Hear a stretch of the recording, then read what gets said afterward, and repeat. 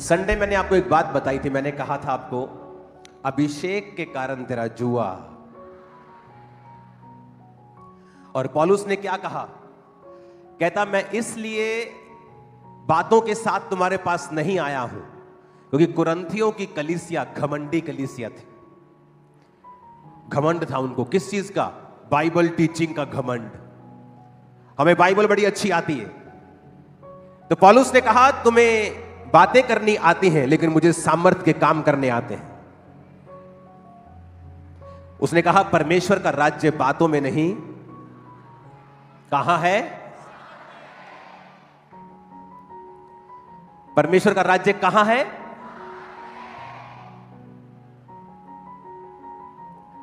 क्योंकि सामर्थ के कारण तेरा जुआ।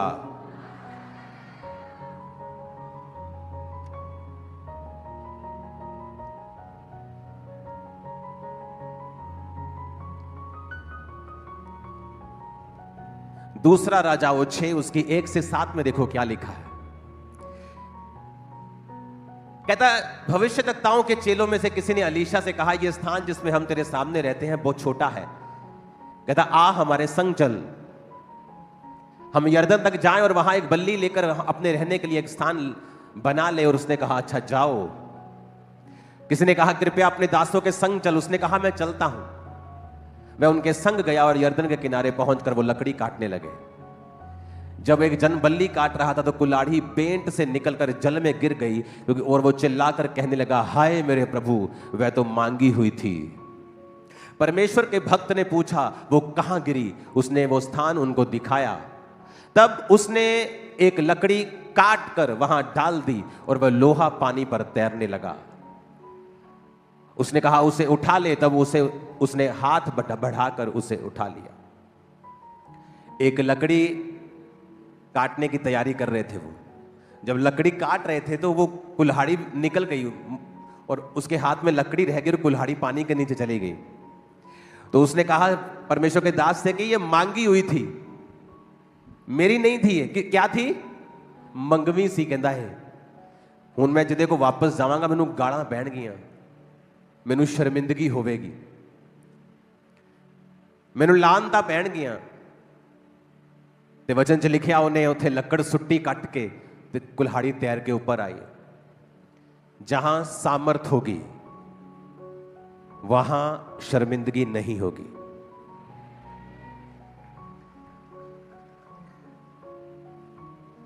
जहां क्या होगी वहां शर्मिंदगी।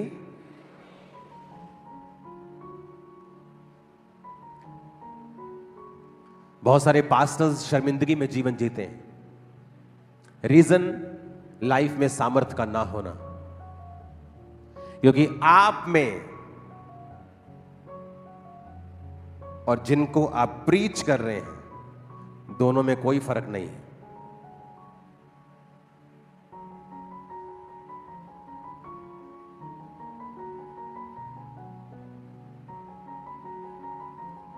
आप हेवन के प्रोडक्ट हैं, आप जीसस के चेले हैं, तो उसका एक सब्सटेंस, उसका एक प्रूफ, उसकी एक निशानी अनॉइंटिंग है। बातें सदूकी और फरीसी भी अच्छी कर लेते थे पर उनके जीवन में परमेश्वर की सामर्थ नहीं थी।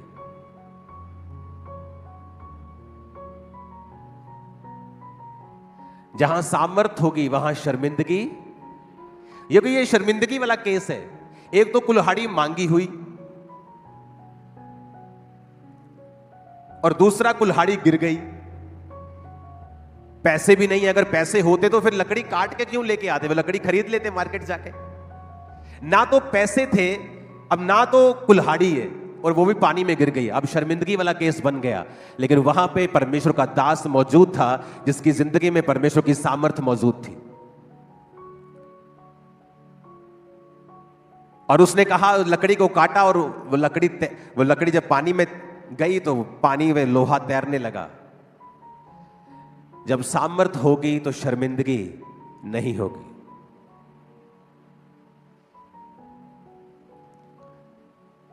जब सामर्थ होगी तो शर्मिंदगी। पहला यूहन्ना 2 उसकी 27 में लिखा है, कहता परंतु तुम्हारा वह अभिषेक जो उसकी ओर से किया गया है तुम में बना रहता है और तुम्हें इसका प्रयोजन नहीं कोई तुम्हें सिखाए, वरन जैसे वो अभिषेक जो उसकी ओर से किया गया तुम्हें सब बातें सिखाता है।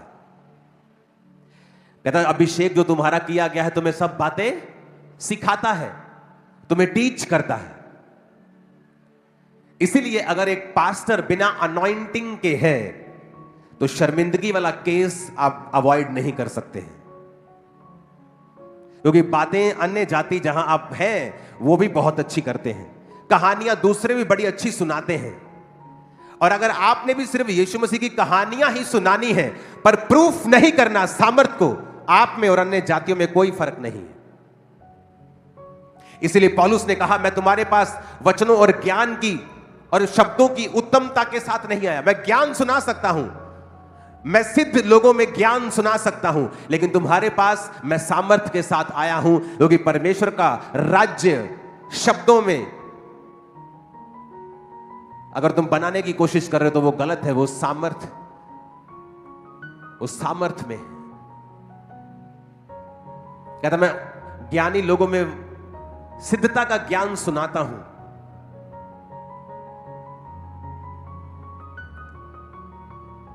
लेकिन उसका राज्य कहां है? सामर्थ में। ऊंची आवाज में कहो आमीन। तुम्हारा जो अभिषेक जो किया गया तुम्हें सब बातें सिखाता है, तुम्हें चलना सिखाता है, मिनिस्ट्री करना सिखाता है, घर चलाना सिखाता है, बिजनेस करना सिखाता है, कैरियर बनाना सिखाता है, तुम्हें सब बातें सिखाता है। अगर वो अभिषेक तुम्हारे अंदर है तो अपने हाथों को उठा के कहो मुझे वही अभिषेक चाहिए जो बंधनों को तोड़ता है, जो चलना सिखाता है।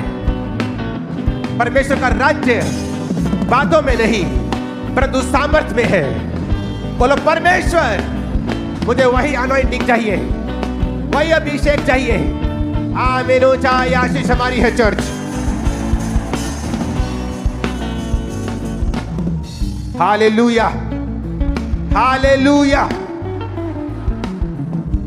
अगर तुम्हें शर्मिंदगी नहीं चाहिए तो तुम्हें अभिषेक चाहिए। बोलो अपने पड़ोसी को अगर तुम्हें शर्मिंदगी नहीं चाहिए तो तुम्हें अभिषेक चाहिए।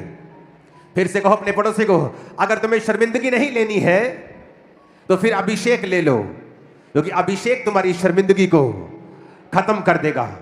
तुम्हारी शर्मिंदगियां आज नाइट से फिनिश और कभी वापिस ना आए। आमीन, आमीन। अब यहां पर एक क्रिश्चियन केस है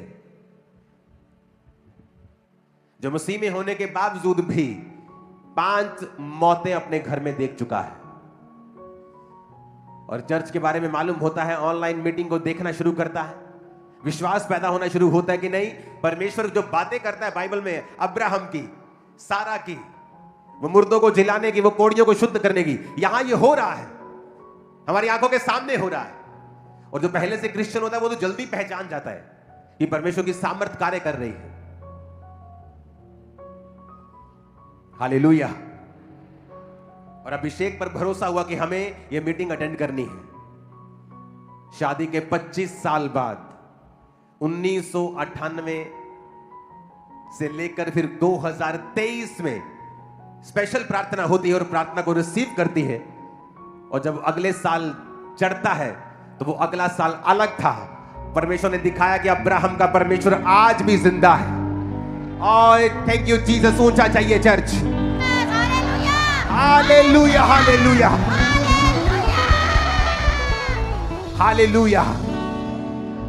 आज कलीसिया का ध्यान किधर है? क्या आप शब्दों की लुभावनी बातें चाहते हैं? बाइबल का ज्ञान लेना अच्छा है, लेकिन पौलुस ने जो हमें तरीका बताया है कि परमेश्वर की सामर्थ गॉस्पेल में है, प्रीचिंग और सामर्थ ये इकट्ठे चलने चाहिए। जीसस ने भी कहा जाओ सुसमाचार सुनाओ और बीमारों को चंगा करो, क्योंकि बातें सब लोग करते हैं, बातें अन्य जाति भी कर लेते हैं, बातें सदूकी फरीसी भी अच्छी कर लेते थे, लेकिन पौलुस ने कहा परमेश्वर का राज्य बातों में नहीं परंतु सामर्थ में है। मैं शब्दों की लुभावनी शब्दों के साथ तुम्हारे पास नहीं आया हूं, मैं परमेश्वर की सामर्थ्य के साथ तुम्हारे पास आया हूं। 25 साल सोच कर देख लो, शादी के 25 साल बाद आपका लड़का हुआ, लड़की हुई, अगर 1998 में शादी हुई, 99 में, तो उसकी भी शादी हो जाती। और जब आपने दादा दादी बनना था और अभी तक आपके बेबी भी नहीं है, लेकिन जब वचन सुन रहे हैं, टेस्टिमनी सुन रहे हैं, तो विश्वास होता है। आज कलीसियाओं का विश्वास कम क्यों है? क्योंकि उनकी जिंदगियों में जो सामर्थ्य है उसकी कमी है। और इसलिए मैंने कहा था मैं पौलुस के बारे में आपको बताऊंगा। अगर आप पढ़ें रोमियो 1 उसकी 11 आयत को, तो उसमें उसने कहा है, कहता मैं तुमसे मिलने की लालसा रखता हूं कि तुम्हें कोई आत्मिक वरदान दूं जिससे तुम स्थिर हो जाओ। For I long to see you that I may impart on to you some spiritual gift. अब ये वचन कह रहा है। अगर वचन कह रहा है तो इसका मतलब ये बहुत इंपॉर्टेंट है। अगर कलीसिया इस बात को नहीं समझती और जो इंटरनेट पे चल रहा है उस पर ध्यान देती है, तो वो भटक जाती है, क्योंकि उनको परमेश्वर का रियल वचन मालूम नहीं है। अब पौलुस कह रहा है, कहता मैं तुमसे मिलने की लालसा रखता हूं कि तुम्हें कोई आत्मिक वरदान दूं जिससे तुम स्थिर हो जाओ। अब अगर आप वरदान पढ़ेंगे, I may impart you some spiritual gift, तो जो असली भाषा है यूनानी की, उसमें गिफ्ट का मतलब है करिश्मा। करिश्मा का मतलब है ए डिवाइन, एक ईश्वरीय faculty, miraculous faculty, religious qualification, a gift, करिश्मा। कुछ ऐसा जो मेडिकल साइंस नहीं कर सकती, कुछ ऐसा जो तुम्हारा ह्यूमन नेचर, ह्यूमन एबिलिटी नहीं कर सकती, तुम्हारी पढ़ाई, तुम्हारी स्किल, तुम्हारी बुद्धि, तुम्हारी ताकत नहीं कर सकती। कहता मेरी ये लालसा है कि मैं आऊं और तुम पर कुछ इंपार्ट कर दूं, करिश्मा, मिरेकलस फैकल्टी, सामर्थ्य, काम करने की शक्ति तुम पर इंपार्ट कर दूं, ताकि क्या हो जाओ, तुम स्थिर हो जाओ। इंग्लिश में लिखा है एंड ये मे बी एस्टैब्लिश्ड। एस्टैब्लिश का मतलब है स्थिरिजो। स्थिरिजो निकला है ग्रीक भाषा के 2476 शब्द से। इसका मतलब है हिस्टेमी, इसका मतलब है टू स्टैंड। कहता मैं आऊंगा और तुम्हें कुछ आत्मिक वरदान दूंगा जिससे तुम स्टैंड हो जाओगे। आज कलीसियां स्टैंड क्यों नहीं होती? क्यों स्ट्रगल करती हैं? पास्टर स्टैंड क्यों नहीं होते? क्यों स्ट्रगल करते हैं? क्योंकि ये मिरेकलस फैकल्टी आपकी लाइफ में जब कमी होती है इस चीज की। उसने कहा मैं तुम्हें मिरेकलस फैकल्टी दूंगा दैट ये मे स्टैंड। कहते ना लाइफ, प्रभु स्टैंड कर दे, मुझे मेरी सेवकाई को स्टैंड कर दे, मेरी जिंदगी को एक बार खड़ा कर दे। ये वही स्टैंड की बात कर रहा है, that E may be established, कि तुम स्थिर हो जाओ। मैं आऊं और तुम्हें कुछ मिरेकलस फैकल्टी दे दूं, तुम्हें कुछ आत्मिक वरदान दे दूं, ताकि तुम स्थिर हो जाओ, ताकि तुम स्टैंड हो जाओ, ताकि तुम एस्टैब्लिश्ड हो जाओ, ताकि तुम दृढ़ हो जाओ, तुम गढ़ बन जाओ, आत्मिक वरदान दे जाओ। यहां पर भी वो सामर्थ्य की बात कर रहा है, यहां पर भी वो हीलिंग वरदानों की बात कर रहा है, मिरेकल वरदान की बात कर रहा है। और ये वो हिस्सा है जहां चर्च बात करना नहीं चाहती, क्योंकि ये हिस्सा बहुत मुश्किल है। चर्च आसान हिस्सा लेना चाहती है कि जब एक व्यक्ति प्रीच कर रहा है, वो अकेला प्रीच कर रहा है, तो उसको प्रूफ वो नहीं कर सकता सिवाय अपने फलों के। लेकिन परमेश्वर का वचन सिर्फ फलों के ऊपर हमें नहीं रखता। फल हमारे स्वर्ग तक लेके जाएंगे, हमें फल हमें सुरक्षित रखेंगे, फल हमें बचा के रखेंगे। अनॉइंटिंग आपको स्टेब्लिश करेगी, अनॉइंटिंग आपको शर्मिंदगी से आजाद करेगी, अनॉइंटिंग आपके बंधनों को तोड़ेगी, आपको स्टैंड करेगी, आपकी इज्जत को बढ़ाएगी और शर्मिंदगी कैंसिल करेगी। और इसीलिए हर व्यक्ति, हर पास्टर अनॉइंटिंग के ऊपर बात करना नहीं चाहता है, क्योंकि ये उसके बस की बात नहीं है, ये उसकी पहुंच से बाहर है। और पौलुस कह रहा है, कहता मैं आऊं, कुछ इंपार्ट कर दूं, कुछ मिरेकलस फैकल्टी। ऊंची आवाज में कहो हालेलुया। ग्रीक भाषा का 3330 शब्द मेटाडिडोमी, इंपार्ट का मतलब है ये। शायद आपके पास ये ना हो, अगर है तो निकाल लेना। आई में इंपार्ट मेटाडिडोमी, जिसका मतलब है to give over, to share something. जो मेरे पास है मैं तुम्हें शेयर कर रहा हूं। कल मेरे एक स्पिरिचुअल सन ने मुझे मैसेज किया, पापा मैं इस क्रूसेड के ऊपर जा रहा हूं। और जैसे ही उसने मुझे मैसेज किया, मैंने उसका मैसेज पढ़ा, पवित्र आत्मा ने मुझसे बात करना शुरू कर दी कि इसको बोल जब ये जाए तो पब्लिक में जाए और कमांड करे। और ये वाली बीमारियां मैंने उसको लिख के भेजी कि ये सारी बीमारियां कमांड करना, लोग उसी समय हील हो जाएंगे और वापस आएंगे तुम्हें गवाही देने के लिए। पौलुस कहता मैं इंपार्ट कर दूं तुम्हारे ऊपर ये वरदान ताकि तुम स्थिर हो जाओ। आज पास्टर स्ट्रगल कर रहे हैं, क्यों? क्योंकि आप में और आपके सामने जो बैठे हैं उनमें कोई फर्क नहीं है। आप भी बातें करते हैं, वो भी बातें करते हैं, वो आपसे अच्छी कर लेते हैं। आप इज्जत ढूंढते हैं, लेकिन हेवन का सबस्टेंस कहां है आपकी लाइफ के अंदर? कहां हेवन का प्रूफ आपके अंदर है कि आप हेवन के द्वारा कॉल्ड हैं, आप बुलाए गए हैं स्वर्ग के द्वारा? क्या प्रूफ है आपके अंदर? यही प्रूफ है सामर्थ, अनॉइंटिंग, एक ऐसा सबस्टेंस जो किसी बाइबल कॉलेज में आपको नहीं मिल सकता है, जो सिर्फ और सिर्फ परमेश्वर की उपस्थिति में बने रह के उसके काम करके प्रैक्टिकल करके आपको मिलता है। इसीलिए मोस्टली बाइबल कॉलेज स्टूडेंट सेवकाई में फेल हो जाते हैं, क्योंकि वो सिर्फ थ्योरी पढ़ के आते हैं, प्रैक्टिकल नहीं करते। जब जिंदगी की मुसीबतें उनके सामने होती हैं, परीक्षाएं उनके सामने होती हैं, उनको मालूम नहीं होता अब करना क्या है। और पौलुस सिखा रहा है कि परमेश्वर का राज्य बातों में नहीं परंतु सामर्थ्य में है। सामर्थ को मांगो, क्योंकि सामर्थ के कारण तेरा जुआ तोड़ दिया जाएगा, अभिषेक के कारण तेरा जुआ नष्ट कर दिया जाएगा। और एक फैमिली चर्च में आती है, सालों से क्रिश्चियन है, टेस्टिमनी सुनती है, बेबी नहीं है, 5 बेबी मर चुके हैं, लेकिन कहती नहीं यहां पे कुछ हो रहा है, गवाहियां सुन रही है। 1998, मैं आपको कह देता हूं, अगर कोई औरत यहां बैठी हो ना, 1998 उसकी शादी हुई हो, ये मरने के बराबर होगा कि 25 साल अगर बेबी ना हो तो। कितना संघर्ष है, लेकिन चर्च में वचन सुनते सुनते, प्रार्थना ग्रहण करते करते रिसीव किया।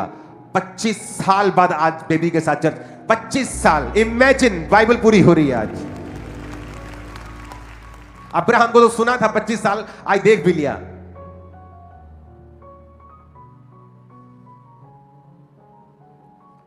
हालेलुया। कहता मैं तुम्हें इंपार्ट कर दूं कुछ चीजें ताकि तुम स्थिर हो जाओ, दैट यू मे एस्टैब्लिश्ड, तुम स्टैंड हो जाओ। सेवकाई करना आसान है अगर सामर्थ्य आपके अंदर है तो, और सेवकाई करना सबसे मुश्किल है अगर सामर्थ्य आपके अंदर नहीं है तो, क्योंकि आप उस परमेश्वर का प्रचार करने के लिए जा रहे हो जो सब चीजों का उत्तर आग से देता है, जो बंधनों को छुड़ाने की बात नहीं करता, बंधनों से छुड़ाता है, जो सिर्फ स्वर्ग भेजने की बात नहीं करता, वो आपकी धरती को यहां भी स्वर्ग बनाता है। हालेलुया। एक इतना जोर के हालेलुया बोलो, शैतान की जड़ें हिल जाएं आज। Hallelujah, hallelujah. कितना जरूरी है सामर्थ में बढ़ना, अनॉइंटिंग में बढ़ना। अगर आप शर्मिंदगी से निकलना चाहते हैं, वो शर्मिंदगी आपकी जनरेशन से चलती आ रही हो, वो जनरेशनल की कर्ज हो, वो गरीबी की हो, वो किसी बीमारी की हो, वो किसी डिप्रेशन की हो, सामर्थ उसका इकलौता इलाज है। इसलिए मैं लोगों से बोलता हूं, अगर आपको डिप्रेशन है और आप चर्च में आ जाएं, डिप्रेशन बना नहीं रहेगा, क्योंकि डिप्रेशन और सामर्थ दोनों अलग अलग हैं। जहां सामर्थ होगी वहां डिप्रेशन नहीं होगा, जहां सामर्थ नहीं होगी वही डिप्रेशन होगा। मैं आपको बता रहा हूं, अभिषेक के कारण तेरा जुआ नाश कर दिया जाएगा।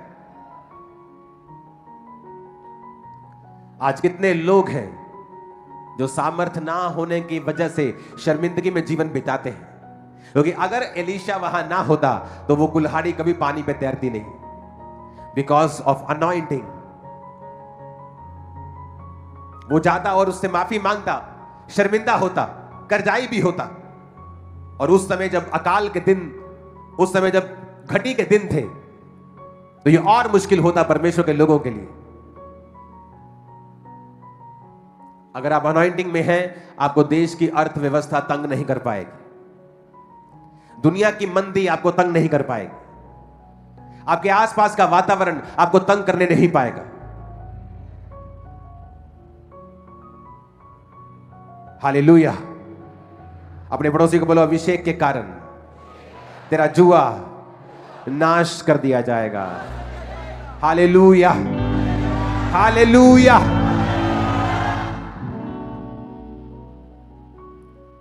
पहला यूहन्ना 2 उसकी 20 आयत, तुम्हारा, परंतु तुम्हारा तो उस पवित्र से अभिषेक हुआ है और तुम सब जानते हो।